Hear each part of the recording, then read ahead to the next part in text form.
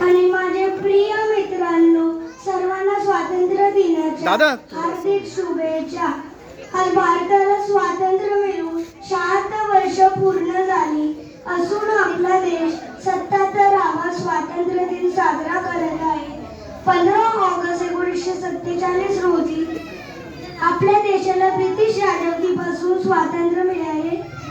या निमित्ताने दरवर्षी 15 ऑगस्ट रोजी दिल्लीतील ऐतिहासिक लाल किल्ल्यावरून तिरंगा फडकवला जातो आणि या निमित्ताने पंतप्रधान देशातील जनतेला संबोधित करतात. आजच्या दिवशी देशाचे पंतप्रधान गेल्या काळात काय कमावले आणि काय गमावले याचा हिशोब जनतेसमोर ठेवतात. तसेच आगामी काळातील देशाची धोरणे आणि लक्ष्ये देखील पंतप्रधान आपल्या भाषणातून मांडतात. सर्वप्रथम 15 ऑगस्ट 1947 रोजी भारताचे पहिले पंतप्रधान पंडित जवाहरलाल नेहरू यांनी लाल किल्ल्याच्या लाहोरी गेटवर राष्ट्रध्वज फडकवला होता. ही ऐतिहासिक घटना सर्वांसाठी अभिमानास्पद आहे. तेव्हापासून ही परंपरा सुरू झाली. यंदा देखील पंतप्रधान नरेंद्र मोदी यांनी परंपरा सुरू ठेवली आहे. भारत हा विविधतेने नटलेला देश आहे.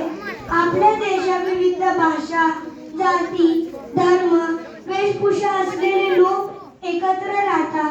प्रत्येकाचे राहणीमान वेगळे आहे आणि हेच आपल्या देशाचे वैशिष्ट्य आहे. या खास दिवशी भारत माता की जय आणि जय हिंदच्या घोषणा सर्व भारतीय देतात. स्वातंत्र्य भारताचे स्वप्न साकार करण्यासाठी आनंदाने बलिदान देणाऱ्या शेकडो महान स्वातंत्र्य सैनिकांना श्रद्धांजली अर्पण करायचा दिवस आहे. महात्मा गांधी, भगतसिंग, नेताजी सुभाषचंद्र बोस, लोकमान्य टिळक या सर्व स्वातंत्र्य सैनिकांना मी श्रद्धांजली अर्पण करतो. स्वातंत्र्य प्राप्तीनंतर आपल्या देशाने विज्ञान, तंत्रज्ञान, कृषी, आरोग्य, शिक्षण अशा अनेक क्षेत्रात प्रगती केली आहे.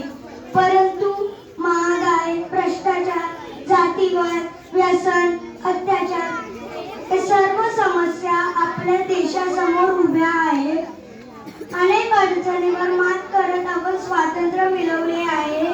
हे स्वातंत्र्य टिकवून ठेवायचे असेल तर हे समस्या सामोरे जाऊन या समस्यांना मुळातूनच नष्ट केल्या पाहिजेत. तरच आपला देश सुजलाम सुफलाम बनेल. भारताच्या स्वातंत्र्यासाठी या हजारो